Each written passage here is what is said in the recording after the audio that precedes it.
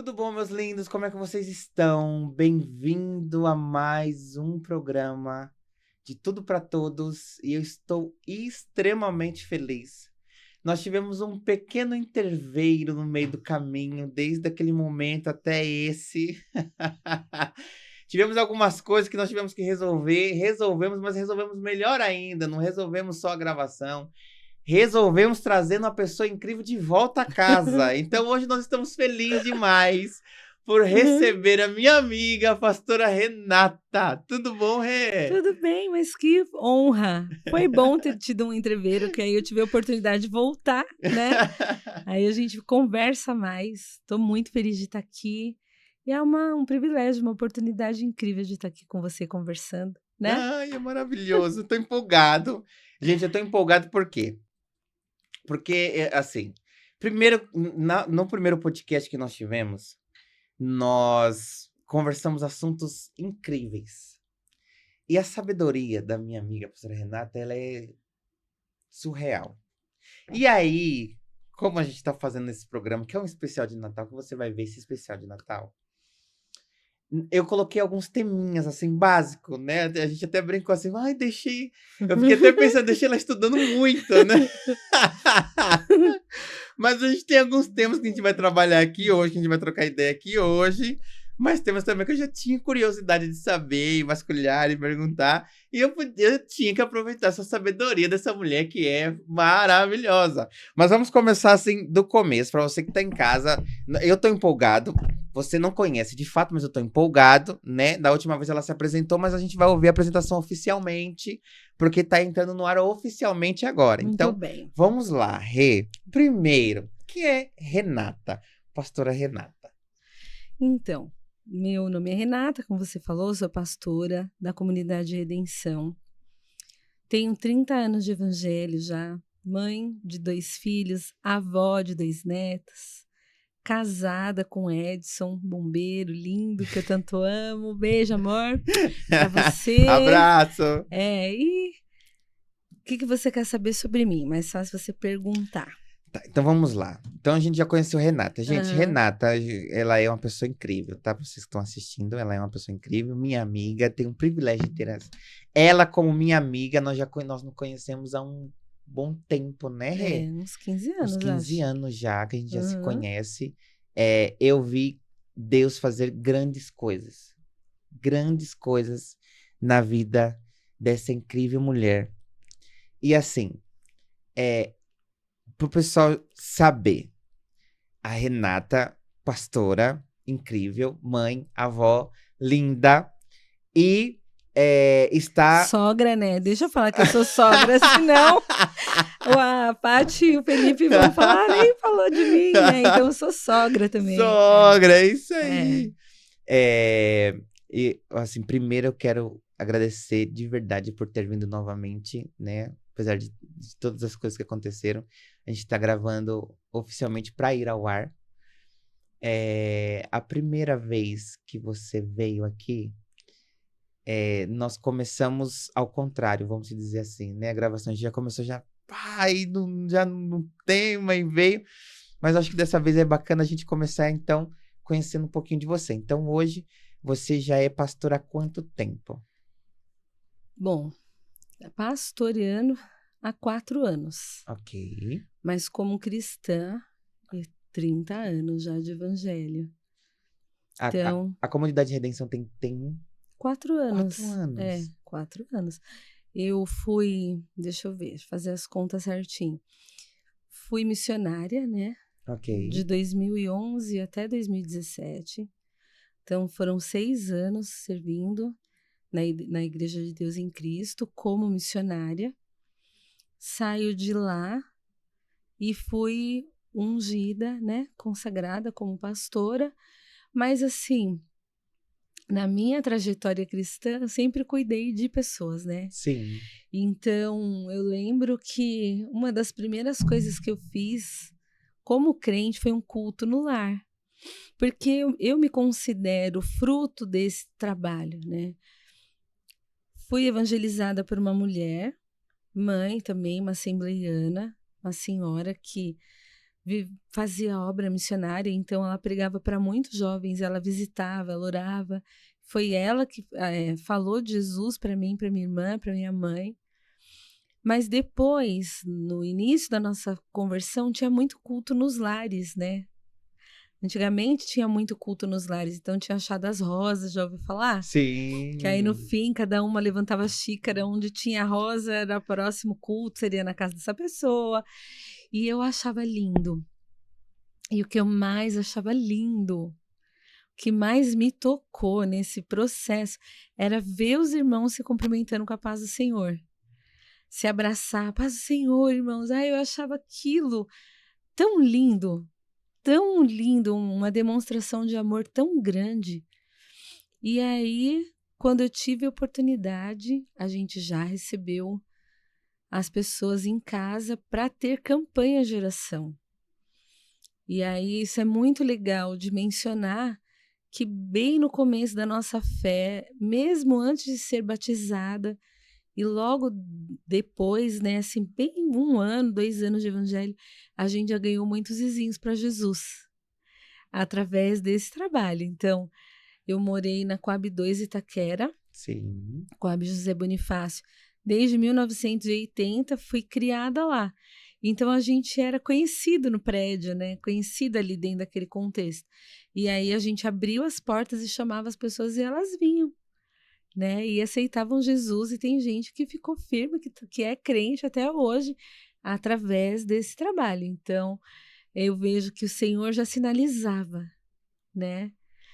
E a segunda coisa que eu também vejo como Deus sinalizando o que Ele queria fazer na minha vida era que, quando eu comecei a ir para a igreja, encontrei a igreja que eu queria congregar, eu comprei uma Bíblia, porque essa a irmã ensinou, né?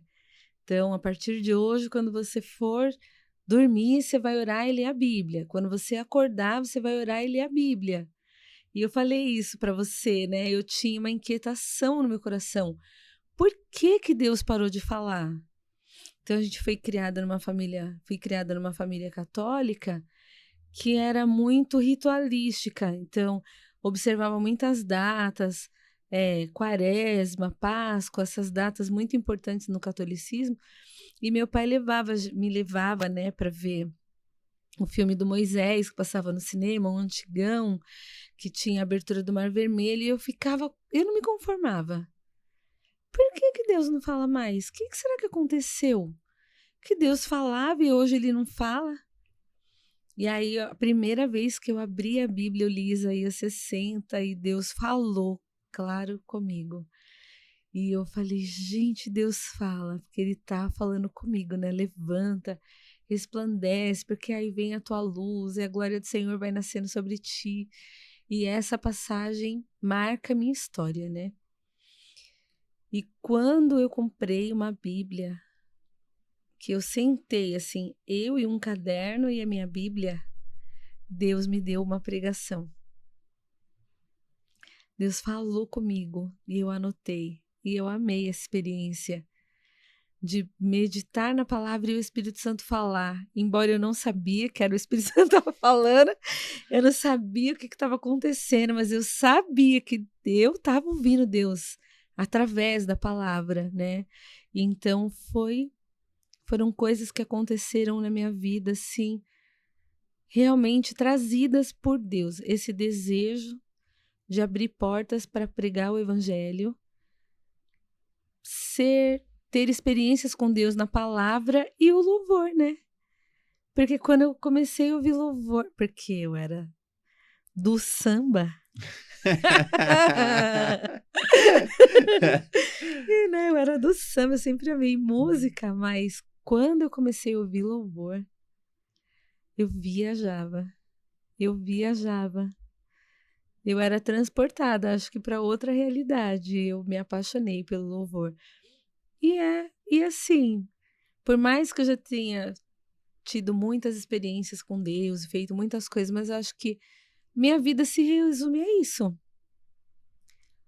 Tratar das pessoas, pregar a palavra, louvar o nome do Senhor. Eu acho que, se eu posso resumir minha trajetória cristã, é isso. Mas não tem como, porque, por exemplo, eu falo por isso, eu falo assim, eu sei que deve ter pessoas que conhecem muito mais tempo você do que eu, mas nesses 15 anos, vou dar um meu exemplo, eu cheguei na Cogic há 17 anos atrás, 16, 17, vai fazer 17 anos atrás, e uma das pessoas que marcou, não tem como. O cuidado vem desde lá de trás. Não tem como não te ver hoje cuidando de pessoas, porque você sempre cuidou de pessoas, na realidade. Então, quando você tava ali singela na cantina, que você abriu aquele sorriso para mim, assim, me É encantou verdade. de canto a canto e me abraçou e falou assim: Meu, seja bem-vindo, tudo bom? Meu, foi assim, acolhedor. Daquele dia em diante, nunca mais a gente deixou de estar próximos. Que interessante, né? Porque aí eu era líder da cantina, deixava lá a cantina com alguém cuidando, corria para cantar no Mass Choir, subia, louvava, né? Depois descia toda emperequetada para cozinha, É né? verdade. Então é isso. É bem Então, isso. hoje não, de toda essa trajetória, não tem como não te ver como cuidando de pessoas, porque você sempre cuidou, você sempre abraçou, você sempre sorriu. Pensa numa igreja, você chega numa igreja com o número que tinha, um, um pretinho frangindo, assim, tímido, que ainda não tinha muito contato, estava começando a ter contato com as pessoas, e aí vem você dar esse abraço, cara, não tem, assim, obrigado. Acho que essa é a palavra que eu tenho para dizer Meu Deus. hoje. Obrigado, porque mudou a minha vida. E eu sei que através do trabalho que você faz hoje, você muda muitas vidas. Porque acolher não é para qualquer um. Acolher, às vezes, a gente acha assim. Vão pegando aí, vocês estão de casa, tá? Acolher, ser simpático, abraçar, cuidar, não é para qualquer pessoa. Porque assim, você chega na igreja hoje e você sempre tem aquele que mal vai te dar uma paz do Senhor. É. Então não adianta, não é para qualquer um. Então hoje, quando eu olho o seu ministério, quando eu olho a igreja, quando eu olho tudo que Deus tem feito e vai fazer ainda pela sua vida, é algo já plantado desde o começo, é algo que já é seu. E ser simpático não é uma coisa que, eu quero ser simpático. Você não consegue ser simpático só por querer. Você tem que ter essa essência dentro de si. Você tem que ter essa alegria dentro de si. Você tem que ter esse amor dentro de si, porque querer não é poder. Desculpa aí. É verdade. A pessoa ela tem que ter isso dentro dela. E você tem isso dentro de você. Você tem esse acolhimento dentro de você. Então, hoje, quando eu olho para você, eu só posso agradecer por primeiro você ser você e acolher, né? Coisas que é muito difícil hoje, você ter pessoas que acolhem, principalmente pastores que acolhem, né? Um caso à parte, né? Dentro das igrejas em si. Sim, Você tem verdade. pastores, eu falo que você tem diversos tipos de pastores. E assim, tem diversos pastores não simpáticos por aí, né? Vamos colocar assim, não simpatizantes. Sim, é Não é uma verdade. causa, não simpatizantes mesmo. Que É. ele só tá ali, dá a ordem que tem que dar, dá a palavra que tem que dar, mas você não vai conseguir muita coisa dele. E existem pastores Renata, que é maravilhosa, que é apaixonante, que te abraça, que te acolhe, que tá ali com você, que te leva, que fala assim, não, vem cá, vamos sentar, vamos trocar uma ideia. Obrigado. Eu acho que é isso que eu tenho que te falar pra você de primeira. Obrigado por deixar Deus te usar dessa maneira. Muda vidas e mudou a minha. E agora, vamos lá. Vamos partir agora do início. Ai, Depois. Jesus. Deus me ajuda, Senhor. Ah, Rê, nós colocamos 3 teminhas para esse podcast de hoje, né? Nós colocamos aí a guerra de Gog e Magog. Nós colocamos aí a internet na sociedade hoje, né? Como ela tem dado assim esse interveiro. E eu acho que eu quero dar o pontapé na guerra. na guerra? Porque é uma Hum, coisa que é muito atual, é uma coisa que nós sim. estamos vendo, é uma coisa que mexe muito comigo e nós não entendemos. Eu acho que a primeira pergunta que ocorre, e desde já, gente, o nosso podcast vai ser longo, tá? A gente já sabe que a conversa vai ser longa, então vocês já conhecem, vocês estão chegando agora nessa live, agora nesse vídeo, não conhecem o nosso jeito, aqui tá uma mesa maravilhosa que é pro nosso convidado, né? Então a gente vai comendo e conversando. Enquanto Ai, que isso... difícil. Se você ouvir uns croque-croque, a maioria das pessoas que nos acompanham já estão acostumadas aos Ah. croque-croque no microfone. Não se incomode em relação a isso. Mas vamos lá, se interage com a gente. O que é essa guerra do Gog e Magog? Por que esse nome, Rê? É assim, ó. Essa guerra ela é mencionada na Bíblia, no livro de Ezequiel, capítulo 38 e 39, e em Apocalipse 20. Então, quando a gente lê Ezequiel 38, é um lamento para Gog. Gog não é uma terra, Gog é um governante. Então, ele é filho do homem, né? Fala para Gog, príncipe de Magog. Deixa eu ver aqui, até deixei aberto para a gente poder ler só esse pedacinho, só essa introdução. Então, filho do homem, dirige o teu rosto contra Gog, terra de Magog, príncipe e chefe de Meseque e Tubal, e profetiza contra ele. Então, o Senhor, ele começa a descrever como vai ser essa guerra. Então, ele fala que um pensamento virá para Gog, em que ele vai invadir a terra do povo que se levantou depois da guerra. Olha que é uma profecia tão atual, tão para esses dias, porque o Senhor fala assim, que ele vai se levantar contra o povo que foi levantado, reerguido depois da guerra, que está habitando pacificamente na cidade sem muros. Um povo abençoado que vive numa vida tranquila. E aí um desígnio vai vir, né, no coração de Gog. Então eu vou invadir essa terra e eu vou destruir essa terra. Só que assim, Mateus, eu estava pensando, orando, e nos temas que você me deu, e o Espírito Santo ele falou algo ao meu coração, que para a gente entender como é que se chega aqui, nesse contexto, a gente precisa entender o início. Justo. E eu estava justamente pensando sobre isso agora, você acredita? A gente precisa entender o início.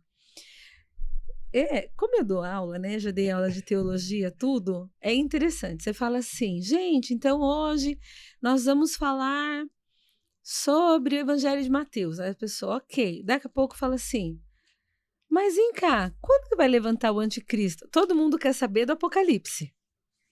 Exato. Só que, para você entender esse final, esse grande finale que é o Apocalipse, você tem que entender o início. Não é à toa que o primeiro livro da Bíblia é o Gênesis, e é o quê? O significado da palavra Gênesis, origens. Então, tudo que a gente vive, Mateus, tudo que se desenrola na história é por causa de Gênesis 3. Ok. Em que Eva é seduzida pela serpente, ela cai. Ela consegue, né, fazer com que Adão também caia. E ali, a partir do versículo 14, Deus vai dar uma sentença. Na verdade, ele vai sentenciar a serpente, ele vai sentenciar Eva e ele vai sentenciar Adão. Só que o que Deus fala para a serpente é muito enigmático, porque ele fala assim, porque você fez isso, você vai rastejar sobre o teu ventre, você vai comer pó da terra e preste atenção nisso, o descendente da mulher vai pisar a tua cabeça e haverá guerra entre o descendente da mulher e a tua descendência. Gente, ali Deus, ele está declarando, ele está afirmando que o início da batalha espiritual. O início da batalha. Porque hoje a gente consegue entender sobre biologia. Qual é a cobra que você conhece que vive de comer terra? Que eu conheço que vive de comer terra. Qual é o réptil que se alimenta do pó da terra? Eu poderia citar alguns, né? A gente pode citar Na verdade, alguns. querido, nenhum, Ne- porque as cobras, as serpentes, tantos lagartos, ou pensando que essa serpente fosse o que fosse, não tem nenhum bicho que vive de comer terra. Pó da terra. Então, na realidade, nós estamos falando de algo literalmente enigmático, na realidade. Então, a serpente que nós colocamos aqui que a gente lê na palavra, na Bíblia e tudo mais, essa serpente não é o que nós estamos vendo hoje. Que é o que a gente pisa, Exatamente. que é o que a gente mata. Exatamente. Então, isso é muito bom. Então, quem é que quer comer, devorar, destruir o pó da terra? Quem é o pó da terra? Quem é feito de pó? Quem é barro? Nossa. Nós. Então ali, o Senhor estava dando uma sentença para Satanás. É ele que quer se alimentar do pó da terra. Mas podemos colocar isso como é, esse simbolismo. Nós podemos colocar que ele estava encarnado ali no Éden, Sim, verdade. materializado, porque na Bíblia a gente vê anjos que se Sim. como é que é essa palavra? Materializam, né? É. Para falar com nós, seres Sim. viventes. Podemos falar que nesse caso do Jardim do Éden, ele se materializou para conversar com ela. Deus do céu! Se a gente for entrar nesse mérito, a gente é um podcast só para Assim, isso. Para curiosidade, só falando nós, porque curiosos da Terra. Muitas vertentes teológicas. Eu sei que tem muitas visões, né? Mas só que uma coisa a gente precisa entender. A serpente animal, né, que foi usada por Satanás, ela também foi ludibriada. Embora ele seja, a Bíblia diz que ele era o mais astuto dos animais, né? Talvez ele já tinha uma predisposição para uma curiosidade, né? Para que quando Satanás, quis usá-lo, ele abriu esse espaço. Só que quando o Senhor está dando essa sentença ali no Éden, que o descendente da mulher, isso é muito importante a gente perceber. Quando Deus fala do fruto que viria de Eva, ele está falando de um. O descendente da mulher vai pisar a cabeça da serpente, né? E haverá guerra entre o descendente dela e a tua descendência. Então, quando está falando daquele que viria para resolver essa questão, fala de um. Mas quando fala de descendência da serpente, fala de muitos. Vamos lá. O que é legal nisso? Porque a palavra de Deus diz, eu acho que é bom de ter essa distinção, que a Bíblia menciona entre os filhos da luz e os filhos das trevas. Então a gente pode afirmar que realmente existem os filhos das trevas. Sim, Ele existe veio pra uma isso. descendência, pessoas que escolheram dar a vida, né? E pessoas que realmente elas vão servir a Satanás. E olha que interessante que quando o Senhor Jesus ele está ali com os fariseus, ele fala assim: vocês dizem que vocês têm por pai Abraão, mas não. Vocês são filhos do maligno. Vocês são filhos do maligno. Vocês não são filhos de Abraão. E eu digo mais, até dessas pedras Deus pode levantar filhos para Abraão. Então, o Senhor Jesus ele estava sendo categórico em afirmar que aqueles fariseus que estavam falando com ele não eram filhos da descendência de Abraão, mas eles eram descendência da serpente. Uau. Isso é uma coisa muito louca da gente pensar. Sim. Da gente imaginar.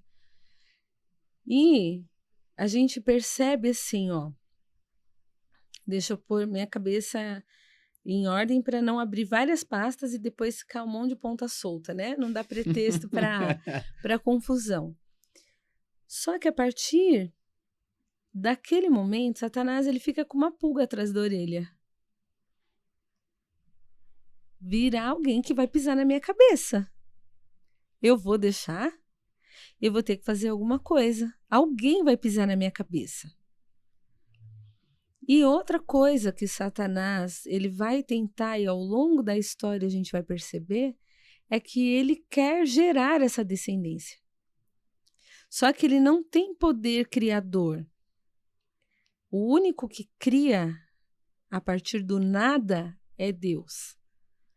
Quando o ser humano inventa, então, gente, eu recomendo aqui, ó, ML, né?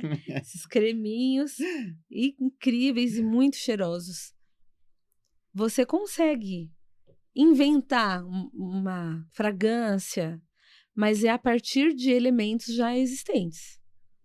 Você não consegue trazer do nada a existência uma coisa. Você vai misturar essências, né? Satanás é a mesma coisa. Ele vai se apropriar de algumas coisas, mas ele não é criador, é só Deus.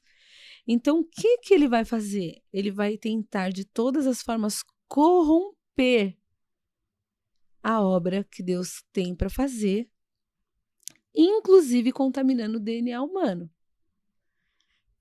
Criando seres híbridos.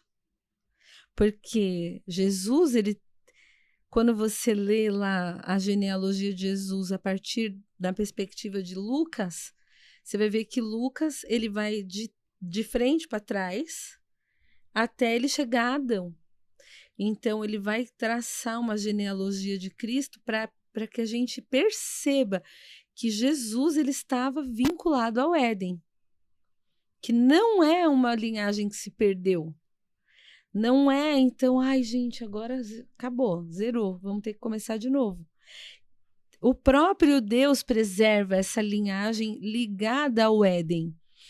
Então, Mateus, por que acontece o dilúvio? Gênesis 6, ele vai falar que os filhos de Deus tiveram relações com as filhas dos homens. Tem uma linha teológica que diz que não está falando de anjos. Está falando dos filhos de Sete, que é um filho de Adão, né? Que nasceu no lugar de Abel, que os filhos dele vão ter relações com as filhas de Caim, que se perdeu. Mas espera, ok, né? Faz sentido. Mas hoje em dia, 2023, já na esquina de 2024, tem crente que casa com descrente? Tem. E nasce gigante? Não. E por que lá nasceu? Boa pergunta. Por isso, eu, Renata, tá? Gente, eu acredito que realmente está falando de anjos que se desviaram, anjos que caíram, que abandonaram seu domicílio, conforme a carta de Judas diz, que estão presos, aguardando o julgamento, que tiveram relações com mulheres humanas. Aí alguém vai falar assim, porque eu já estou me antecipando, porque o povo é espertinho. Mas como assim? O Senhor Jesus disse que os anjos não casam, não se dão em casamento. Verdade. Mas ele não diz assim que eles não têm a capacidade de casar e se dar em casamento ou procriar. E quando a gente lê o Antigo Testamento, como, por exemplo, você mesmo citou, nas teofanias, né, quando o anjo do Senhor apareceu para Abraão, apareceu para a mãe de Sansão, para o pai de Sansão e para Gideão, eles comeram. Exato. E anjo tem estômago? Anjo tem intestino? Para onde foi essa comida? Então, se eles conseguem comer, será que eles não conseguem se relacionar? Exato. Porque uma coisa é certa. Isso entristeceu tanto a Deus que o Senhor se arrependeu de ter criado o homem e ele manda um juízo, que é o dilúvio. Mas ele tinha uma promessa. Ele tinha uma promessa que o descendente de Eva, ia pisar a cabeça da serpente. E daquele dia do dilúvio, para trás, nós podemos dizer que foram extintos toda essa linhagem. É, é. É e não. Não sei dizer isso, é meio ambíguo. É uma coisa que não dá para bater martelo. Porque Golias era um gigante. Puxa, é verdade. Esquecemos dele. Dele e a família dele, na E realidade. ele nasceu depois. Então, eu já vi muita gente falando muita coisa. Inclusive que, por exemplo, pode ser que a mulher de Noé carregasse esse DNA Sim. misturado. Mas aí é muito, assim... A gente sabe que existem muitas vertentes por conta do que nós temos de conhecimento Isso, hoje. E graças a Deus pelo porque... conhecimento. Sim. Mas não podemos afirmar nada, né? Mas tem muita coisa que Deus guardou para ele, que não Sim. tá na Bíblia. E é muito difícil você firmar uma doutrina sobre o que não está escrito. Exato. Então, tudo vai para o campo da especulação, né? Sim. Só que o apócrifo Ai, meu Deus. Do homem que foi arrebatado. De Enoque. Conta essa história de que os anjos se perderam, né? O livro apócrifo de Enoque conta essa história de que realmente eles que ensinaram coisas que não deveriam ter ensinado à raça humana. Então, eles que ensinaram, por exemplo, astronomia. Eles que ensinaram, por exemplo, as mulheres se maquiarem, pintarem as unhas. Eles que ensinaram... Então, eles se anteciparam, eles trouxeram para a raça humana conhecimentos que deveriam ter permanecido guardados. Então, como, por exemplo, o uso de plantas. Sabia que a mesma raiz no grego da palavra farmácia é o mesmo que é para feitiçaria? Uou. É a mesma raiz, farmaqueia. É a mesma. Então, eles ensinaram um conhecimento que eu creio que o Senhor não queria que o homem descobrisse. Rê, se eu quiser ler esse livro de Enoque, eu sei que eu não vou encontrar nas escrituras Tá. padrões. Eu vou ter que ir para onde? Na internet tem. Em livrarias cristãs tem. Se você pesquisar na internet, você encontra. E já tem uma Bíblia que foi lançada com os apócrifos. Isso é bom, porque muitos Legal. deles eu tinha que ler na Bíblia Católica. Então tem uma Bíblia que foi lançada com os apócrifos. É legal. Assim, é como eu tô falando. Tudo que sai da Bíblia, a gente não firma doutrina sobre. Mas a título de conhecimento é muito legal. Sim. Então, o apócrifo de Enoque é um que é muito interessante para entender esse contexto. É muito bom. Bom, Deus manda o dilúvio, preserva Noé. Noé tem 3 filhos, Sem, Cão e Jafé. Noé saiu da arca, Deus purificou a terra, tirou a maldição da terra. Ai, que maravilha, glória a Deus. Deus fez tudo. Só que o abençoado do Noé planta uva, planta uma vinha e faz um vinho, né? Um suco fermentado e toma e fica bêbado. E o filho dele mais novo, que é Cã, ele vê aquilo e ele ri do pai, fala para os irmãos que o pai estava dançando nu dentro da tenda. Os irmãos vêm de costa, cobrem a nudez de Noé. E no outro dia Noé fica sabendo o que ele fez e o que o filho dele fez. Então ele amaldiçoa não o filho, ele amaldiçoa o seu neto. Ele fala: maldito seja Canaã e seja irmão, ele seja servo dos seus irmãos. Então ele amaldiçoa o seu neto. Ele não amaldiçoou o filho, mas ele amaldiçoou o neto. A partir dali, Noé, ele traz a maldição de volta para a terra, porque uma parte da família dele, 1/3 da família dele está amaldiçoada. Olha que interessante. Sim. Que é o mesmo que acontece no céu. Satanás é expulso, traz 1/3 dos anjos com ele. Então, na terra como é no céu. 1/3 da família de Noé está amaldiçoada e eles vão sair da presença de Deus completamente, vão se desviar. Sobra 2 filhos. Um é Sem. Você já ouviu falar que o preconceito contra os judeus é o antissemitismo? Já. Porque eles são descendentes de Sem. Eles são descendentes de Sem. O Gog e o Magog e o Tubal, o Gog, o Tubal e o Meseque, eles são descendentes de Jafé. Aí o que vai acontecer? Presta atenção, quando a gente for falar mais para frente do paganismo, eu vou entrar nesse mérito. Ok. Eles vão se espalhar na terra.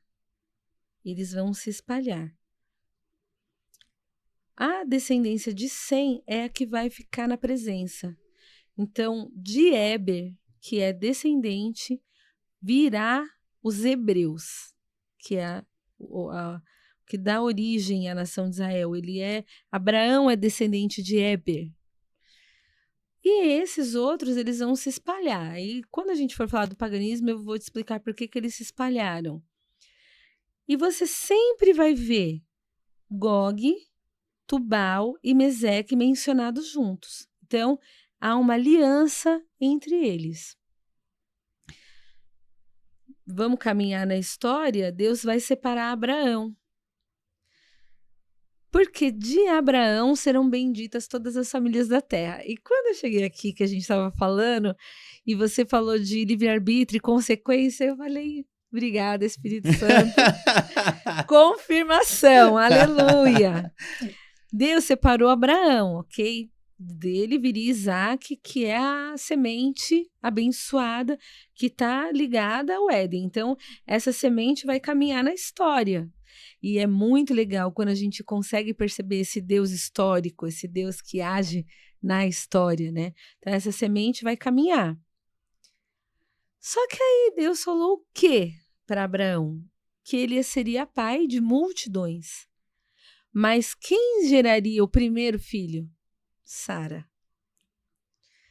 Só que Abraão, ele vai ter um filho com Agar, que é uma egípcia, que é Ismael.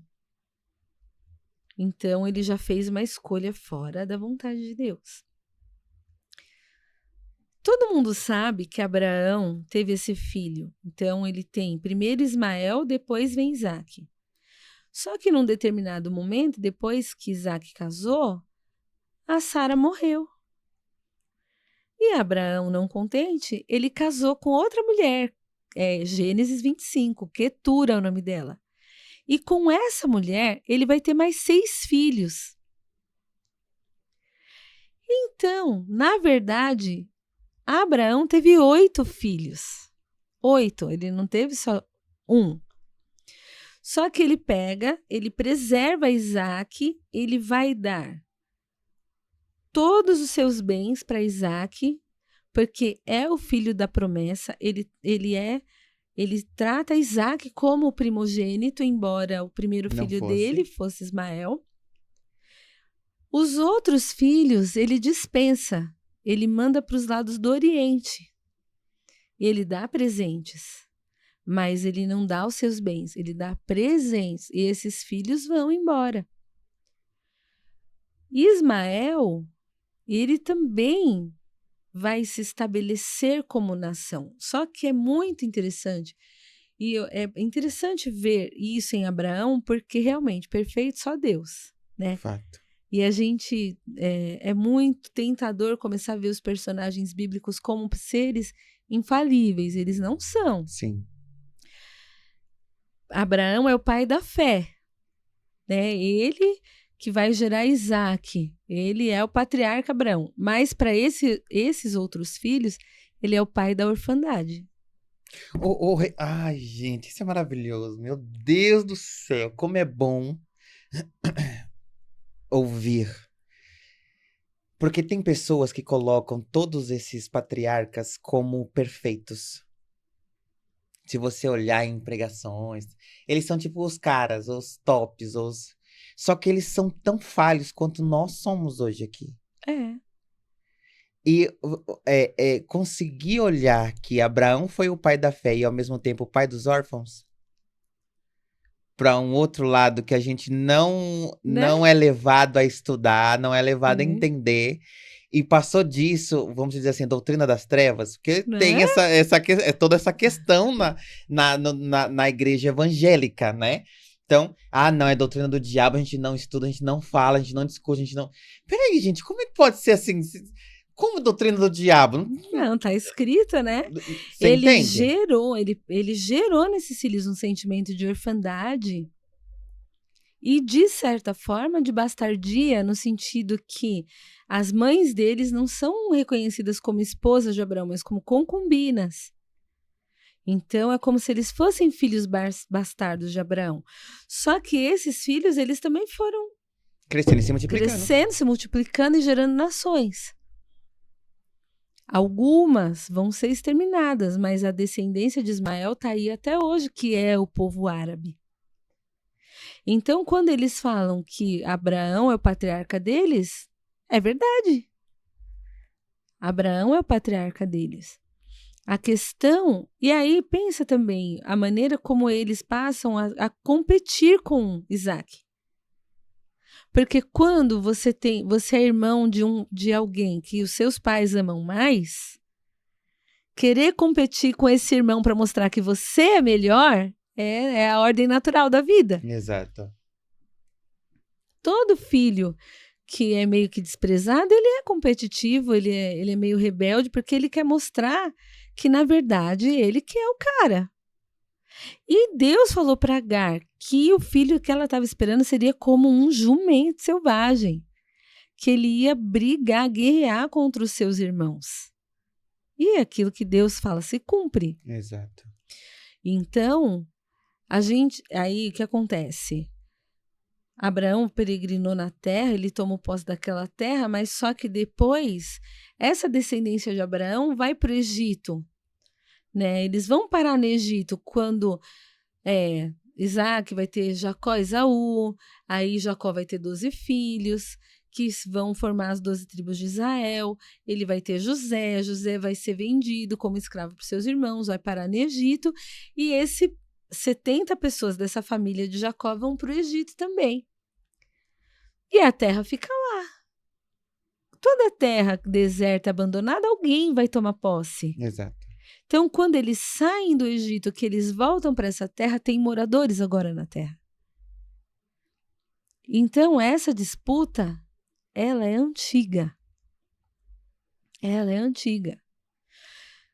Nós cremos no que Deus falou para Abraão, que de Isaac, porque Jesus é descendente, né? Essa linhagem, essa semente vai percorrer a história até a gente chegar em Jesus. Só que depois, no século 6, depois de Cristo, vai nascer um homem chamado Maomé. E olha que interessante isso. Século IV depois de Cristo, a igreja se une com Roma. Quando a gente chega no século VI, a igreja está corrompida. Já virou o catolicismo romano. Totalmente, cada vez mais distante da sua origem judaica. Porque logo após a morte e ressurreição de Jesus, Pentecostes, não existe igreja como a gente conhece hoje. São Sim. judeus que se converteram, né, ao cristianismo. Então, onde essa religião era praticada? Nas sinagogas, né? Quando o cristianismo ele está completamente perdido e desviado, envolvido com, né, e já institucionalizado como igreja romana, como uma igreja católica apostólica romana, nasce quem? O Islã. Porque toda vez que a gente esfria no nosso fervor com Deus, toda vez que a igreja se perde de Deus, vai nascer outro Deus. Vai nascer outra coisa, vai nascer uma aberração, vai gerar. Então, Ismael, ele está em Meca e ele tem ele está numa caverna, na verdade, e ele tem um encontro com o anjo Gabriel, que vai trazer uma nova revelação. E todas as religiões que nascem, dessas novas religiões, dessas pessoas que falam que tiveram um encontro com anjos, pesquisa na história. Que eu acho que eu nem posso falar muito, porque, né? Não quero que você tome um strike no YouTube.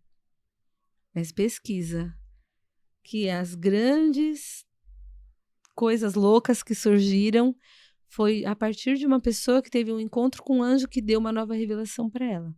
E assim, me assusta, porque esses encontros, essas revelações, esses anjos que aparecem para o ser humano, é muito contemporâneo, na realidade. Porque se a gente for olhar quantas religiões ou quantos pastores não abriram uma igreja porque um anjo apareceu. E deu uma nova doutrina.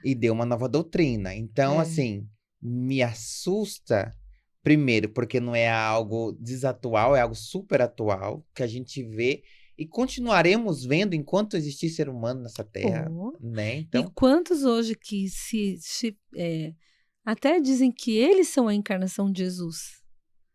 Isso é uma coisa que tem. Se você pesquisar na internet, tem vários. Até no Brasil tem, né? Aquele Henrique Cristo. Embora ele seja uma figura muito ridicularizada, mas eu lembro há uns anos atrás, eu estava assistindo ele na Luciana Gimenez. E todo mundo rindo e tal. Aí apareceu um rapaz que é da produção dela. E ele falou assim, olha, gente, eu não sei. Eu não sei se ele é Jesus, eu não sei quem ele é. Todo mundo tá rindo, mas uma coisa eu sei. Eu tava com meu olho aqui lacrimejando, uma conjuntivite severa, alguns dias. E ele chegou no estúdio, pôs a mão no meu olho e eu tô curado. Então, essas pessoas, eles conseguem granjear seguidores através desses dons. Não só, né? porque assim, a gente tem que... eu acho que a nossa compreensão, ela tem que ser nítida nisso, né? Porque quando nós fomos criados, a palavra de Deus diz que ele deu dons aos homens. Sim. E assim, quando Deus dá algo, e é o que a gente estava falando nos bastidores aqui, ele dá sem arrependimento. E são irrevogáveis. Exato. Então ele deu dom a todos os homens. Então todos os homens que nasceu e que vão nascer até hoje, cada um tem um dom dado pelos céus. Cabe você a ver o que vai fazer com esse dom. Então assim, cara, tem gente que nasceu com o dom da cura e ele não é o profeta, ele não é o pastor, ele é o cara que tá lá naquela outra seita fazendo milagres e maravilhas. Porque é dele? Não, porque é o dom que Deus deu pra ele. Então ele tem esse... E você sabe também que existe um espírito de engano. Existe um espírito de engano que vai operar sinais. Então, por exemplo, uma vez eu li um livro que estava contando... É o livro do Daniel Mastral. Ok. O Filho do Fogo. Uhum. E o Daniel Mastral estava falando. Ele estava narrando no livro que ele tinha um espírito que acompanhava ele 24 horas por dia, porque ele era satanista. E por meio de encantamentos tal, ele teve esse guia espiritual que, onde ele fosse, estava com ele. Falava com ele, ele ouvia em algumas ocasiões, me parece até que ele chegou a ver. E um dia, ele encontrou uma amiga dele na rua e essa amiga encontrou uma outra amiga. Essa outra amiga estava indo para um aconselhamento pastoral, que a mãe dela tinha morrido há poucos dias e ela estava meio deprimida. E esse demônio falou para ele assim, que tinha uma obra na vida dessa moça, não queria que ela se convertesse, queria que ela fosse para o espiritismo.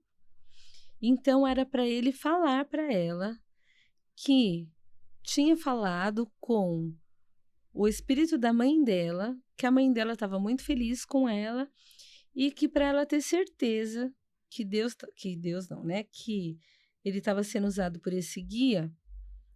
E na cômoda, dentro do quarto, tem uma cômoda. Em tal gaveta tem um presente para você que a sua mãe não conseguiu te entregar.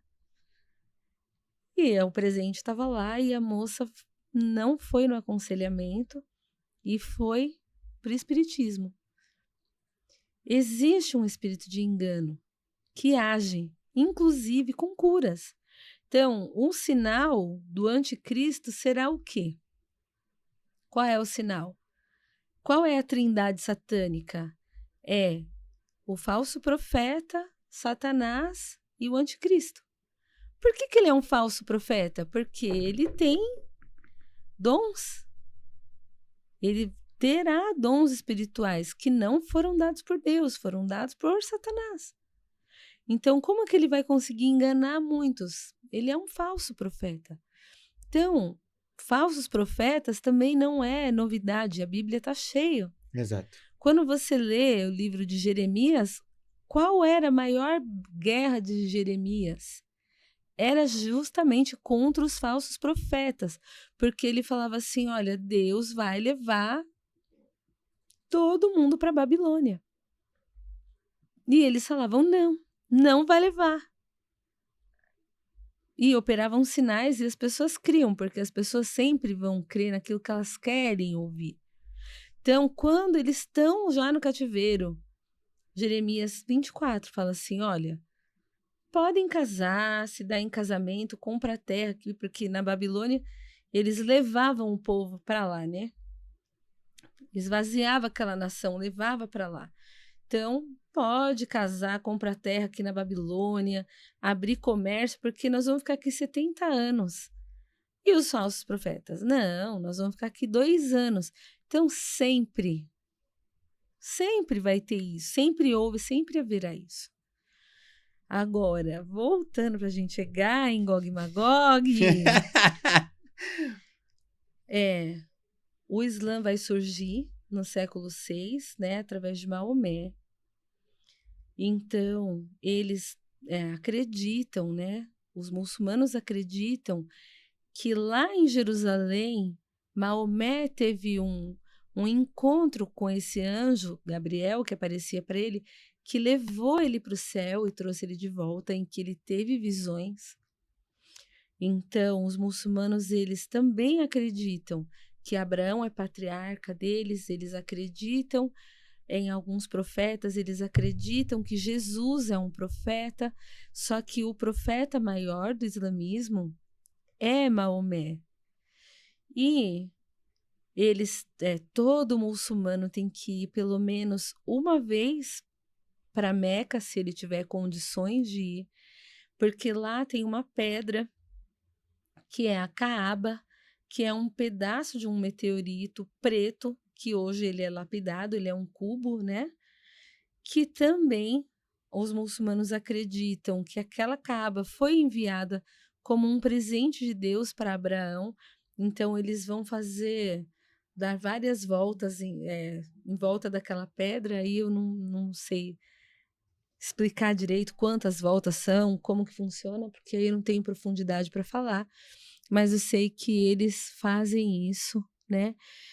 E para eles, Jerusalém também é um solo sagrado, por conta desse encontro que Maomé alegou ter tido com esse anjo lá em Jerusalém.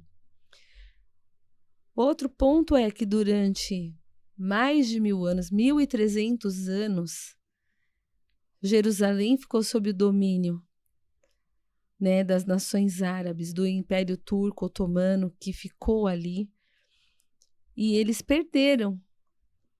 Agora, em 1966, na Guerra dos 6 Dias, é que Jerusalém volta para Israel. E isso é inaceitável, porque uma terra que foi deles não pode ser perdida para uma nação que não é considerada por eles, né, como de Deus, vamos colocar assim. Então, eles querem tomar aquela terra de volta. E interessante que aquela região da faixa de Gaza, que é ocupada pelos palestinos, eram dos filisteus. Na Bíblia, é aquela parte que os filisteus ocupavam. Então, todos esses territórios que foram anexados na Guerra dos 6 Dias, inclusive Jerusalém, os muçulmanos não querem perder. Então, quando a gente olha para esse conflito, ele é muito significativo, muito. Porque o que está escrito lá em Ezequiel 38, 39? Que Gog, príncipe de Magog, né, príncipe maior de Meseque e Tubal, ele ia tentar tomar Israel de volta, invadir e tomar. E aí vai citar outras nações. A Pérsia, por exemplo, que onde é a Pérsia? A Pérsia é no Irã.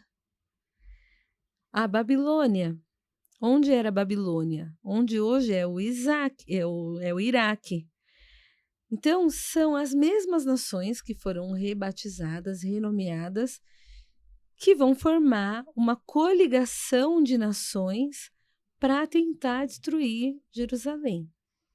E aí tem uma linha teológica que fala que não tem nada a ver com a Rússia.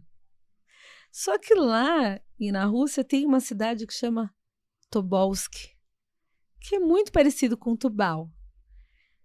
Moscou, que é muito parecido com Mesec, né? Iras, que é muito parecido com Rússia. E se você pegar um mapa, você traçar uma linha reta de Jerusalém, você vai chegar na Rússia. Então, tem também pastores que acreditam que a partir da Rússia haverá essa coligação. E aí, quando você vê o conflito hoje, o que acontece? A Rússia já falou que se Israel levantar um dedo mindinho contra o Irã ou o Iraque, a Rússia vai tomar as dores. Quem está intermediando todo esse conflito, está tendo mais êxito, é o Catar. E a sede do Hamas é no Catar. E a gente vê uma movimentação para preservar essa fronteira norte de Israel. Porque a Bíblia diz que será o povo do norte que virá. Né? Ezequiel 38 e 39 diz que é o povo do norte que virá. Então, esse conflito, para nós que cremos, né, na tribulação, no Apocalipse, em tudo que vai acontecer, é muito importante.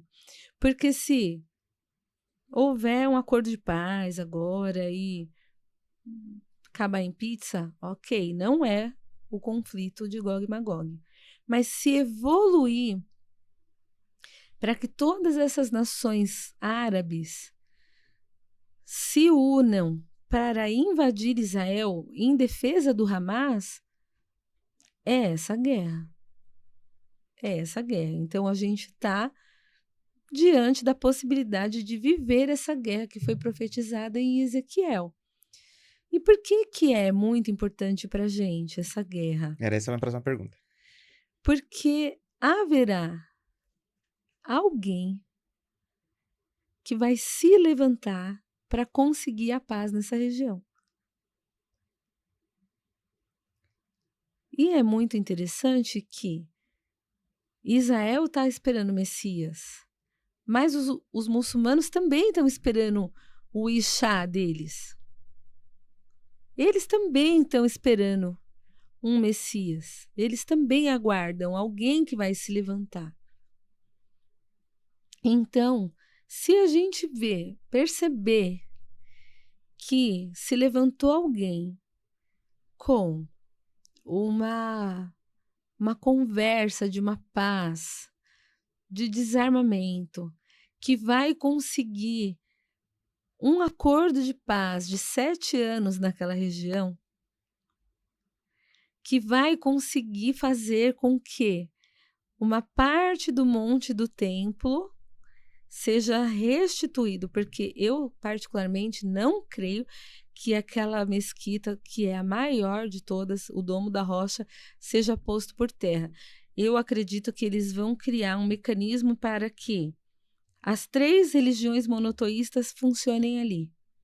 Então, o templo, as igrejas católicas, as catedrais vão continuar lá, a mesquita de Al-Aqsa vai continuar lá, e de alguma forma eles vão conseguir reerguer o templo de Jerusalém, que aí sim os judeus vão conseguir voltar a sacrificar. Eles já têm todos os utensílios do templo preparado, tudo já está preparado. E a gente sabe também que hoje tem muitas formas de construção modernas que podem levantar aquele templo assim. Exato. Então, isso para nós cristãos que aguardamos a vinda de Jesus, essas coisas são muito importantes, porque se elas acontecerem agora, nós estamos na eminência da volta de Cristo para arrebatar a igreja. Entendeu? Então, por isso que esse conflito é tão importante, para a gente observar e estar atento ao que está acontecendo. Enquanto está só o Hamas e Israel, não que seja suave, porque está muito feio o que está acontecendo lá, né? Mas não é ainda essa guerra. Mas se houver uma coligação de nações para invadir Jerusalém, aí para nós é muito importante, porque aí é só esperar o anticristo se levantar para começar a tribulação. E aí quando você olha o Apocalipse, você percebe, eu já convivi com pessoas que falavam, né? Principalmente porque eu fiz teologia numa faculdade que não crê nesse retorno literal de Jesus. Uhum. Eles creem que se a gente prega e todo mundo fosse convertendo, e a terra for um lugar de paz, é novos céus e nova terra, né, já. Então, é complicado pensar nisso. Então, essa linha teológica defende que quando o João ele estava escrevendo Apocalipse, ele estava falando do Império Romano. Só que tem algumas coisas que não se encaixam nunca. Como, por exemplo, a marca da besta, em que ninguém vai comprar, vender, fazer nada se não tiver essa marca. Na verdade, estamos caminhando para ela, né? Como que isso se daria 2000 anos atrás? Não tem como. Pensar em Roma, por exemplo, como um império mundial naquela época, não foi. Porque se a gente pudesse voltar no tempo, né, numa cápsula do tempo, e a gente desembarcasse na Amazônia de 2000 anos atrás e conseguisse se comunicar com alguém dos povos originários que habitava o Brasil naquela época e falasse do Império Romano, eles não sabiam nem que existia Roma. Então, não foi um império mundial, foi um império localizado ali entre a Europa, a Ásia, a África ali, né? Sim. Naquela região. Hoje, falar de um império mundial é totalmente possível. Literalmente. E na realidade, se a gente for utilizar, eu não sei se você viu essa marca, essa nova marca que está, que foi, provavelmente deve ter visto, porque... Mas tem uma marca que ela é como se fosse uma tatuagem. Eu não vou lembrar o nome dela especificamente aqui agora. Eu vi também. Ela é como se fosse uma tatuagem. E assim, por exemplo, o último vídeo que eu vi a respeito disso, de uma menina falando, que o pessoal me manda muitos vídeos, né, pra mim averiguar. Como eu sou uma pessoa muito polêmica e tudo mais, né, o pessoal acaba me mandando muita coisa. Mas eu vi um vídeo de uma menina que ela colocou realmente, a realidade é que tem vários chips. Nós não sabemos quais deles é que vai entrar, ou vai ser a marca na realidade, né? Mas que nós temos várias teorias e vários chips funcionando, tem. Uma delas é uma que é colocada realmente debaixo da pele, que é como se fosse um arroz e feijão. Como se fosse arroz e feijão, como se fosse um arroz É. pequenininho, né? E essa menina do TikTok falava assim, esse é muito bom, porque você não vai conseguir... E ela falava exatamente isso. Se você não tiver esse arrozinho aqui pra pagar, você não vai receber pelo TikTok ou por plataforma nenhuma. Aí eu falei assim, Jesus, lascou-se. Como é que eu vou falar do meu podcast Pois sem é. isso? Aí o outro que eu vi foi dessa nova tecnologia que é uma tatuagem. Que é. Ai, como é que é o nome? Tatuagem. Ai, não vou lembrar o nome agora. Eu vi também, mas eu não Enfim, lembro o nome. e agora tem Ah, essa. Mas assim, estamos caminhando para isso. A tecnologia ela está evoluindo para isso, né? E o William Musk, o o Musk da Elon vida, o Musk. Elon Musk, Elon William Musk. brasileirado. É. Elon O, Musk. o Elon Musk, uma das frases dele nesses últimos tempos que assisti foi que vai haver um tempo onde não vai haver mais emprego, porque a tecnologia vai dominar a humanidade de tal forma que é necessário ter um salário padrão mundial a todas as famílias. E como esse padrão mundial vai ser dado a todas as famílias? Então são. Eu não acho que o Elon Musk seja o anticristo, porque ele não é político. Não, isso é fato. Mas ele está trabalhando firme para a implantação da nova ordem mundial. Ele está trabalhando firme para isso. Possivelmente. Aí, esses dias eu vi também circulando um vídeo no YouTube de uma pessoa que trabalhou para ele, que se converteu, que ele tentou oferecer essa moça em sacrifício, uma coisa assim, e essa moça perguntou para a mãe dele, falou assim: ele é o anticristo? E a mãe dele falou: não, mas ele vai criar a marca. Agora, também, se é verdade, não sabemos, né? Exato. É o que está circulando na internet, né? Que a mãe dele deu essa resposta. Não, mas ele vai criar a marca. E ele está trabalhando firme para a implantação do chip no cérebro das pessoas agora em 2024. Na verdade, 2024 é um ano extremamente importante. Por quê? Porque a ONU quer implantar a sua Agenda 2030.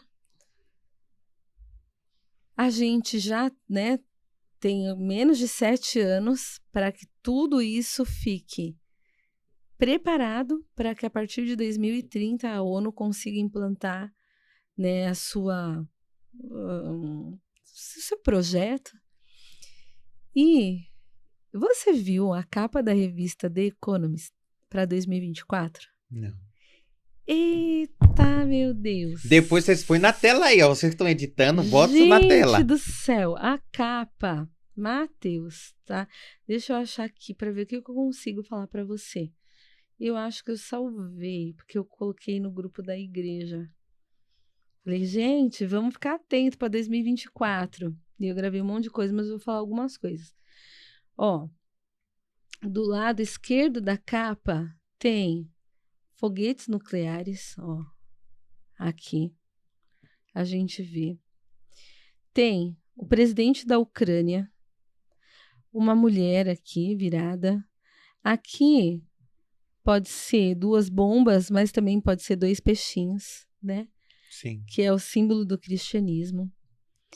A gente tem aqui 2 placas, uma vermelha e uma azul.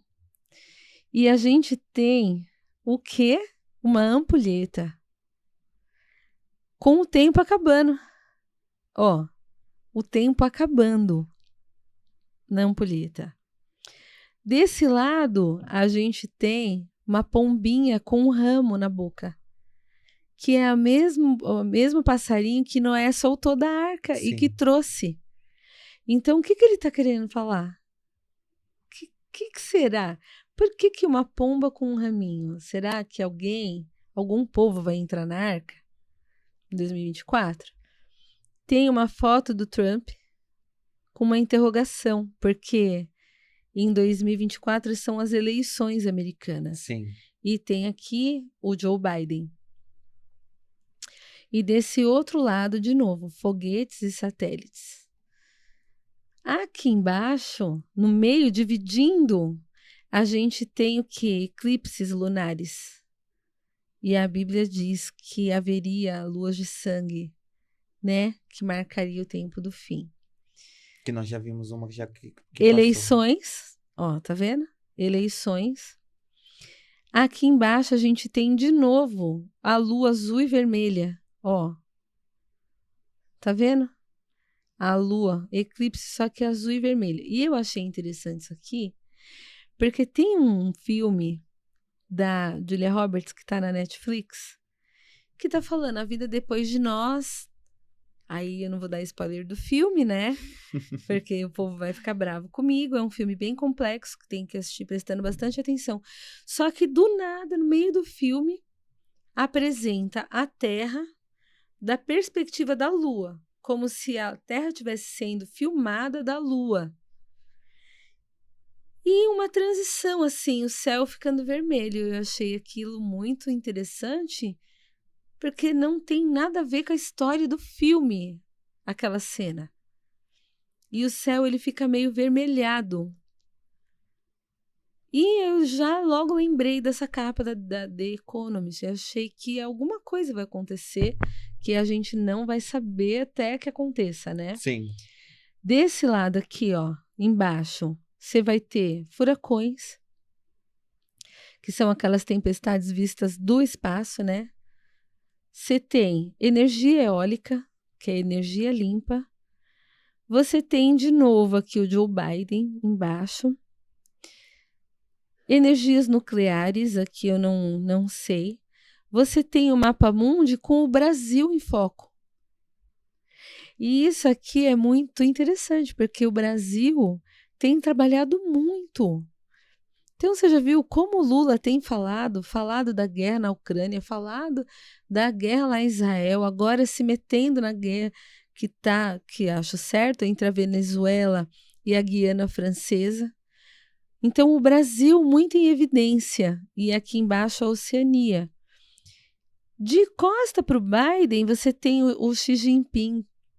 Será que vai ter algum conflito entre os Estados Unidos e a China? Porque eles são antagônicos. Sim. E a China está defendendo quem? O Hamas. Uhum. Desse lado você tem... Peraí, deixa eu desligar meu celular. Altas temperaturas, ó, fogo, e o termômetro com a temperatura lá em cima. Então, provavelmente vai ser um ano muito quente. E, mais uma vez, carros elétricos. E a bateria aqui, ó. Tá vendo? Carros elétricos, ó. E o que é mais louco, você me desculpa, Rê. Nós estamos, por exemplo, você acabou de mostrar a bateria e o carro elétrico. Nessa mesma semana eu estava vendo algumas reportagens falando sobre essa onda de calor para 2024 e que nós vamos ter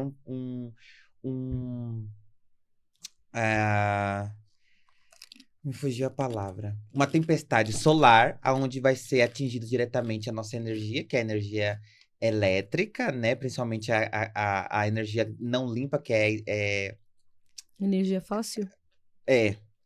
E vai afetar diretamente a comunicação humana, que é a internet. Então, o mundo não está preparado para isso, mas que tem toda a previsão mais rápido do que eles imaginaram em um caos social mundial mediante a isso. Então, problemas de comunicação, internet, enfim. Mano do céu. Ó, 2024. o que acontece?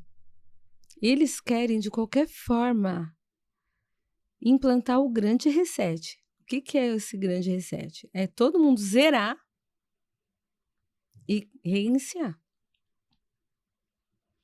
Para conseguir isso, eles têm que derrubar a internet.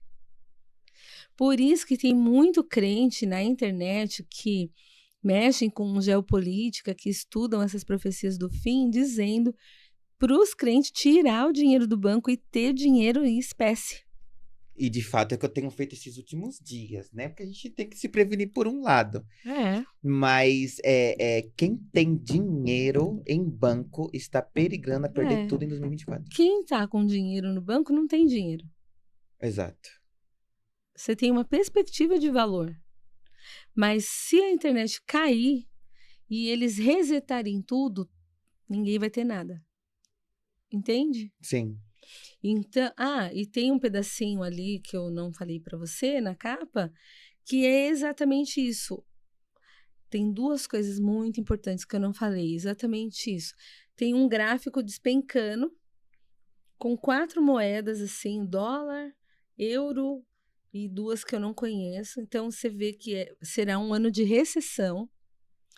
E do lado esquerdo da capa tem o olho que tudo vê no centro Uhum. e dele saem fios conectados aos cérebros humanos. Gente, isso é forte? Eu achei. Quando eu vi, eu fiquei chocada. Aqui, ó, quer ver? Ó, vou ampliar. Ó, o olho, tá vendo? O Uhum. olho dele saindo fios, ó. Como se fosse também uma placa-mãe, Sim. né? Então, eles estão apresentando aqui essa inteligência artificial, né? Uma placa-mãe, e ela sai, ó. E ela se conecta a cérebros humanos. Isso é muito forte, porque fala de controle, né? Exato. De controle. E realmente, uma das perspectivas de marca da besta é um nanorobô que vai percorrer o corpo humano e se instalar no cérebro. Não sei se você sabe que foi feito um estudo em que eles conseguiram identificar a região do cérebro que é a região da fé. Sim. E eu achei muito bonito quando eu vi esse estudo. É bonito, mas só que... Por quê? Por quê? Sim. Então agora, de repente, um nanorobô que vai se instalar... Por que Jesus disse que nos últimos dias seria quase impossível crer?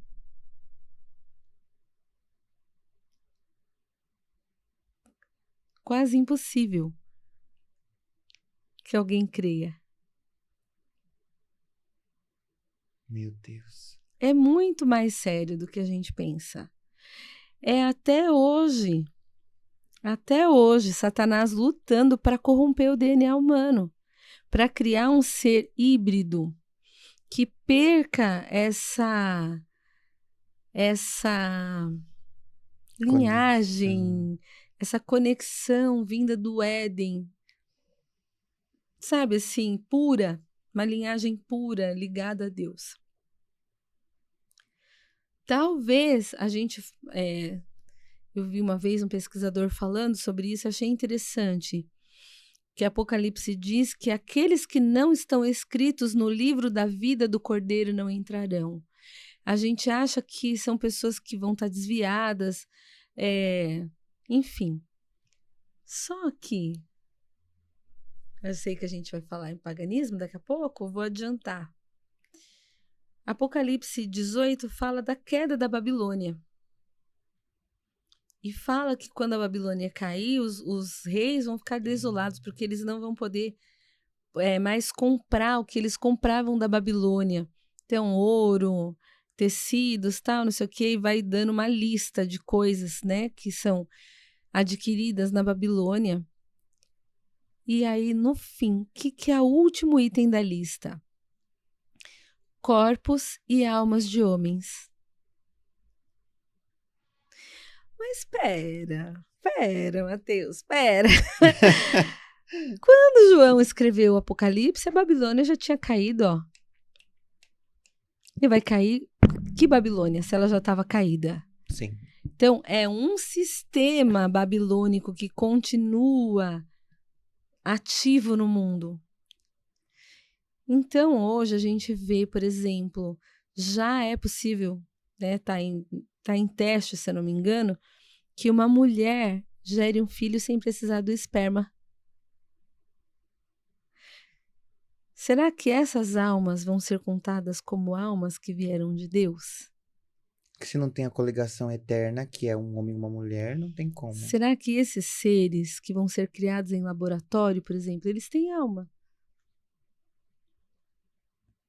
Porque o que Eclesiastes diz? Até que o pó volte à terra de onde era e o espírito volte a Deus que o deu.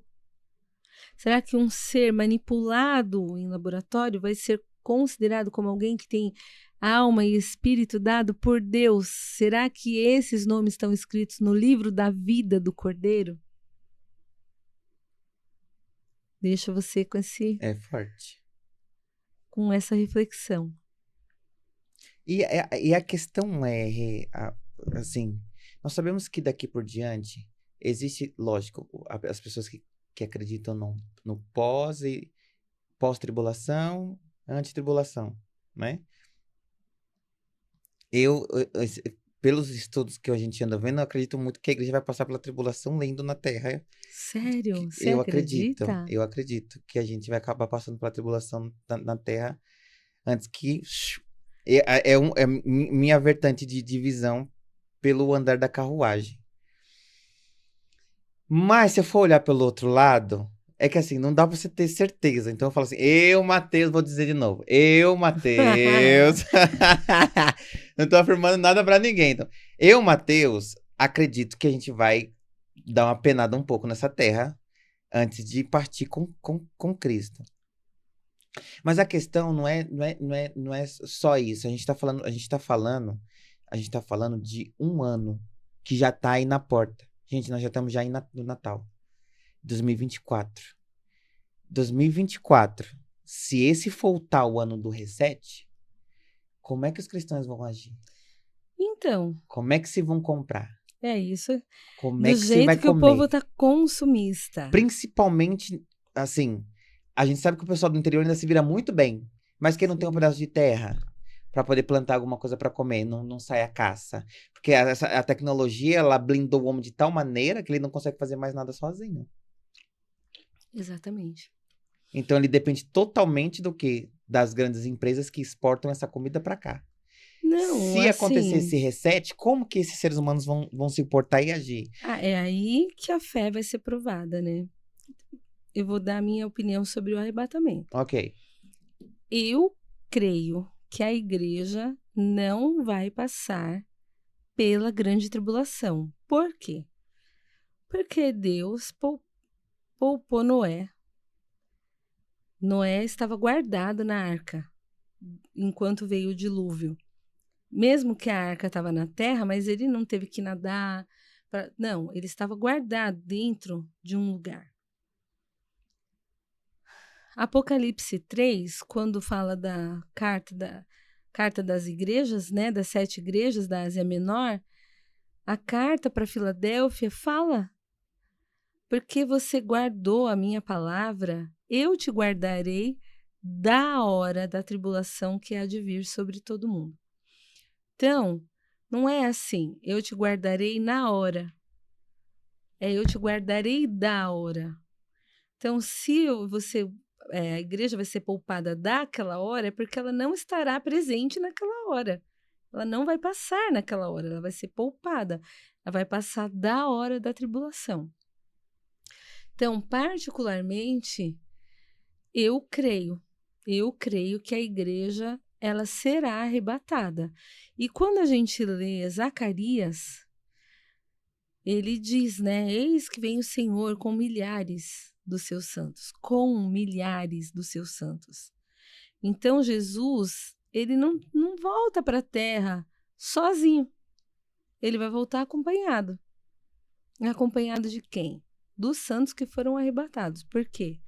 Porque no milênio, essa ligação céu e terra, em que na terra como no céu, sabe? Eu creio que a Nova Jerusalém ela vai repousar sobre a antiga. E no milênio a igreja vai governar com Cristo. Por isso ele é o Rei dos Reis e o Senhor dos Senhores. Quem são esses senhores? Os seus santos redimidos.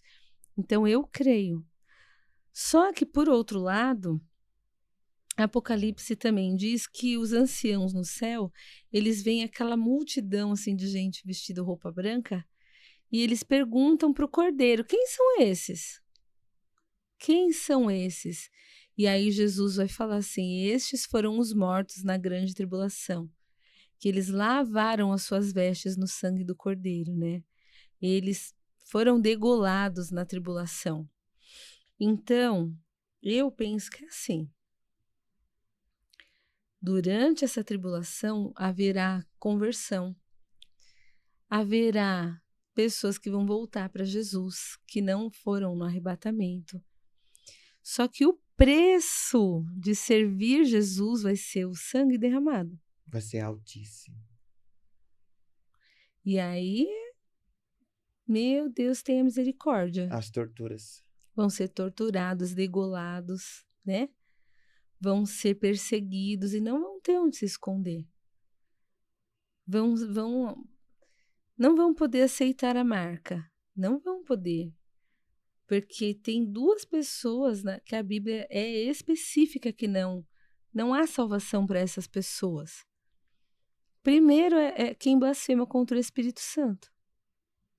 O Senhor Jesus diz, todo pecado humano é perdoado, todo, menos a blasfêmia contra o Espírito Santo. Eu sei que não está no nosso portfólio, mas é bom especificar, porque as pessoas, elas ouvem e não sabem o que é. Então, blasfemar contra o Espírito Santo é você atribuir a Satanás uma obra do Espírito Santo. Então, a pessoa vai na igreja, ela é curada. Depois ela fala que não, que foi fulano de tal. Isso é uma blasfêmia contra o Espírito. E eu fico assim, eu gosto muito de brincar, de rir, mas eu não participo de piadas com as coisas do céu. Ah, cheguei no céu, São Pedro estava lá. Ah, sabe essas coisas? Sim. Eu não participo, porque eu não sei. Sabe? Então, quando você desdenha, quando você renuncia, quando você nega a existência, são blasfêmias contra o Espírito Santo. Sim. E esse tipo de coisa não é perdoado. A blasfêmia contra o Espírito não é perdoada. E a segunda qualidade de pessoas que não haverá perdão para elas é quem aceitar a marca. Então, realmente vai ser uma agonia como nunca houve. Nunca. Será algo como nunca. E se esse tempo não fosse abreviado, ninguém ia se salvar. O Rê, eu tava vendo, assim, eu sou uma pessoa muito curiosa para estudo, para tudo. Eu sou curioso, né? Eu acho que essa curiosidade, dependendo de como eu falo para algumas pessoas, assusta. Porque parece que eu apostatei da fé, parece que eu sou sei lá, um ET no meio de tudo isso. Mas não é isso. Eu acredito que é muito saudável você entender todo o contexto que está ao teu redor. E eu vi um vídeo esses dias de uma pessoa não cristã. Ela falava sobre espiritualismo e ela comentava exatamente esse período de tribulação. E eram comentários. A pessoa dizia assim: um espírito me levou a tal lugar. E esse lugar, ele me mostrava exatamente como seria esse período de dificuldade que o ser humano ia passar. Então não se falava que era volta ou não volta de Cristo. Ele falava assim, esse espírito me falava exatamente como que ia ser esse período de dificuldade. Esse período de dificuldade, mas era assim, era a Bíblia inteira. Era a Bíblia, gente. Pra quem conhece Bíblia de verdade, não tinha como falar assim, esse cara tá inventando. Não tinha. Só não tinha a frase nossa, né? Que é a volta de Jesus, pós-tribulação e tudo mais. Sim. Mas era isso. Então ele falava assim, olha, haverá um chip assim assado, que vai ser implantado na humanidade. Mas esse ser que está me mostrando, esse chip que vai ser mostrado, está me dizendo que quem resistir a esse chip Meu, mas assim... Falava assim, gente, como que o povo tá, assim... Tá tudo, o Rei, assim, tudo que eu tenho visto... agora sim eu posso falar. O pessoal do espiritualismo, o pessoal do candomblé, tá todo mundo falando sobre esse período. Só os crentes dormindo. Exatamente! Tá todo mundo falando sobre esse período que vai ser vivido pela humanidade. Está sendo, isso é real. Gente, isso é real. Se você acredita em Deus ou não, se você acredita em Jesus ou não, tá todo mundo dizendo sobre esse tempo que está para se viver a humanidade. Agora, me espanta, no período que nós estamos vivendo hoje, me espanta por quê? Porque, primeiro, eu acho que aquilo que Papai do Céu diz que nos céus haverá muita surpresa, haverá mesmo. Porque eu não acredito que simplesmente uma pessoa que tem essa visão toda, essa espiritualismo, não vai entrar no reino, não vai entrar no céu. Não, acho que tem uma Ai, não, mas vertente. Tem peraí. uma vertente. Qual que é, em- qual que é a condição? Qual que é a condição para ser... Porque assim, ó, no céu só haverão os filhos. Salvos. E qual é a condição para ser filho de Deus? Aceitá-lo como Senhor e Salvador da sua vida e ser batizado. Exato, Crendo que ele é o Salvador. exato. Ok. Então, você pode ser a pessoa mais espiritualizada. Você pode ser a pessoa que tenha mais obra. Você pode ser a pessoa que faz, meu Deus, mais caridosa. Mas se Jesus não for seu Senhor e Salvador, não aceitou Jesus, não entra. E aí é que tá. É aí que tá o engano. Ó, eu me converti em 93. Em 1992, eu ia na Federação Espírita, lá no centro de São Paulo. Ok. A minha amiga, que era totalmente da cúpula lá, ela já, que me levava, né? Ela já falava, Mateus, 1992, ela já falou assim para mim, Rê, a Terra vai passar por uma transformação. Vai virar uma nova era. Tudo vai mudar. As pessoas vão ser mais desenvolvidas, espiritualizadas, tudo. Só que para que isso aconteça, existe um povo que precisa ser tirado. E eu falei para ela assim, mas quem? Para onde que eles vão? Ah, minha filha, não sei. Não sei se eles vão sair de disco voador, se eles vão para outro planeta. Eu sei que eles serão tirados.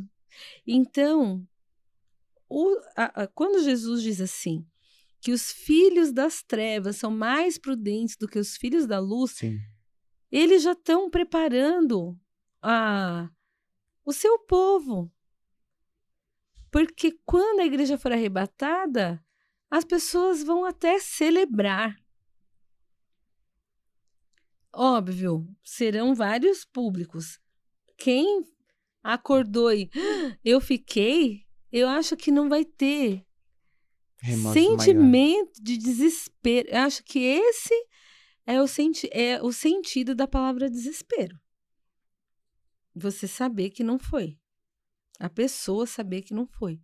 Acho que se pensasse no dicionário, desespero, não subir no arrebatamento. Então, agora, por outro lado, tem pessoas que estão esperando isso acontecer. Porque eles creem que é o momento que a Terra vai passar por vai ser o seu ápice, porque quem bate de frente, por que Satanás não descarrega toda sua fúria sobre a terra? Porque a igreja ainda está na terra e está orando. Sabe, Mateus, por mais que as pessoas hoje elas falem da igreja, só que nós temos uma autoridade dada por Deus. Por que o Senhor preserva o seu remanescente fiel? Porque nós estamos ainda orando e clamando é que Satanás não derrama sua fúria total, porque há um poder sobre a oração da igreja. O céu se move quando a igreja ora. Entende? Agora, a igreja saiu, não tem mais intercessão. Não tem mais que interceda. Não tem mais oração. Porque por mais que uma pessoa esteja totalmente endemoniada, como a legião de demônios, se você, cheio do Espírito Santo, colocar a mão e falar assim, sai agora, em nome de Jesus, sai. A pessoa é liberta. Há o poder no nome de Jesus, mas se não há quem invoque esse nome, então o mundo, o poder das trevas, anseia. que a gente saia. E eles não vão lamentar. Eles vão celebrar essa saída. Porque eles acham que agora tá dominado. Tá tudo dominado. Mas vamos lá, especulações. Eu gosto de Vai. especulações. Vamos colocar uma hipótese. A igreja saiu. Certo. Vão ficar 2 povos. Assim, cruamente falando. Aqueles que caíram à frente e falaram assim, pô, cara, não devia ter ouvido minha mãe, minha avó e todos aqueles que falaram pra mim que a igreja ia embora. E ali é o momento deles tomar posse mesmo, porque não é o último, não é o fim pra eles. Sim. Não foi decretado o fim pra eles. Então eles ainda vão perseverar até o último suspiro. Beleza. E tem um povo que celebrou a vida toda louco pra mandar esse povo embora. Por isso que esse povo que fica e fala assim, não, vou lutar, é o que vai ser perseguido. Mas esse povo, você acha que eles não vão ter autoridade espiritual nenhuma mais? Eles vão, assim, não é que não vão ter, só que esse conceito de graça que a gente tem hoje, como ela não será o mesmo. Não será. Porque para se manter salvo na grande tribulação, vai ser com a morte. Então já vai começar do fato que eles não vão ter nem liberdade para falar de Jesus.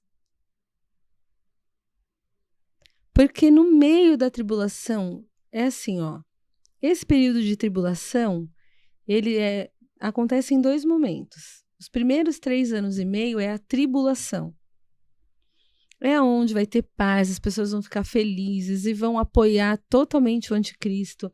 E ele vai conseguir estabelecer o seu governo com o apoio de todos. Todo mundo vai falar, nossa, ele,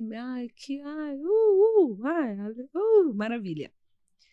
Só que no meio da tribulação, no meio, 3 anos e meio, ele vai falar assim, gente, estão falando por aí que eu sou Deus. Estão falando por aí que eu sou o Messias que viria. E olha, eu vou falar uma coisa para vocês. Eu sou ele.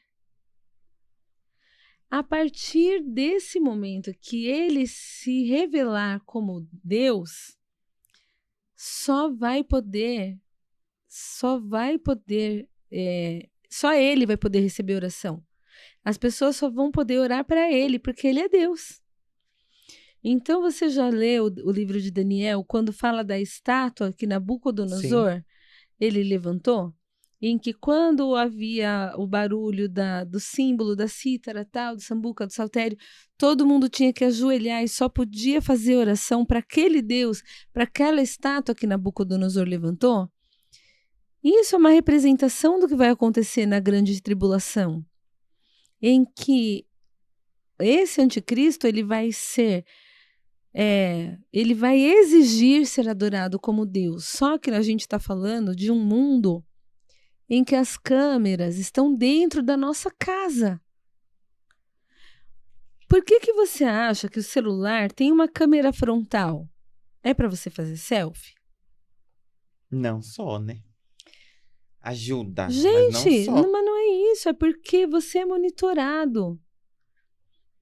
Eu não sei, eu já passei por essa experiência várias vezes, ainda eu devo estar falando assim, ai, Matheus, Natal, eu queria ir para Fernando de Noronha. Aí você vai mexer. Justo, é justamente pacotes isso. para Fernando de Noronha. Como é isso? Porque você já é monitorado. Então você não vai conseguir orar para Deus nem dentro do teu banheiro. Na China já é assim. As pessoas são monitoradas dentro da casa delas. Então, como falar de Jesus? Como se converter? Como orar? Como ter comunhão com Deus? Outro ponto, não sei se você está sabendo disso, mas o site GPT já reescreveu a Bíblia. Sim, isso eu fiquei sabendo. De acordo com a inteligência artificial. Então, Eu vou aconselhar, você que tá me vendo, guarde sua biblinha. Tá lá. Guarde sua Bíblia velhinha. Estude nela, marque textos nela, cuide dela como um tesouro. Porque o que vai ser ensinado? O site GPT reescreveu a Bíblia. Então, Mateus, não haverá nem a possibilidade de uma fé legítima. Outro ponto, em Dubai parece que eles já construíram um templo que vai abrigar as 3 religiões monoteístas. Então, cristianismo, islamismo e judaísmo. Vai funcionar? Não. Isso é o ecumenismo tão defendido pelo Papa Francisco. O Papa Francisco, ele está trabalhando forte para levantar essas bandeiras. Então, por exemplo, na Igreja Católica, um casal homoafetivo já pode ser padrinhos de casamento, né? Ele está dando uma abertura. Então, vira e mexe, ele está num país árabe lá beijando um líder muçulmano. Entenda bem. Nós temos que amar todos os seres humanos, ser amigos de todos. Sim. Mas em relação a questões de fé, não dá para negociar valores. Tem coisas que crer, que eu não creio, não tem como eu me ajoelhar num templo de outro Deus. Não tem. E aí, eu vejo que o livro de Daniel é um espelho desses dias. Você não vai ajoelhar? Não, não, joga na cova dos leões. Você não vai ajoelhar? Não, não, joga na fornalha de fogo ardente. É isso que vai acontecer na grande tribulação. Só que hoje você não vai... Nesses dias que virão, as pessoas não vão precisar que o outro entregue ela. A própria tecnologia dentro da casa dela vai revelar o que ela está fazendo. Porque as câmeras, elas podem ser acionadas remotamente. Então, não haverá liberdade. Não haverá liberdade. Até para você viajar. Como é que viaja? Para onde você vai? Você não tem a marca, você não tem dinheiro, você não tem nada. O que você vai fazer da vida? E outra, você é pego na rua sem a marca. Por que você não tem a marca? Ali você já vai para onde? Para cadeia. E qual que vai ser a sentença de Ou morte? morre ou põe. Entende? E as pessoas, elas estão... Há uma frase que eu falo que é uma frase... Eu uso essa frase. Eu quero que vocês entendam que eu utilizo essa frase. Mas é uma frase ela já usada para moldar a nova geração. Qual é a frase? Eu amo viver. Então, não, eu amo viver. Quero viver até não sei quantos anos. Não, viver é bom demais. Viver é bom. Mas a que preço? E olha que louco isso, que louco. A palavra de Deus diz que nesses dias as pessoas vão procurar a morte e a morte vai correr delas. Será que nesse tempo vai ser bom viver? Será que você vai conseguir de fato morrer? Será que Não haverá é? essa opção?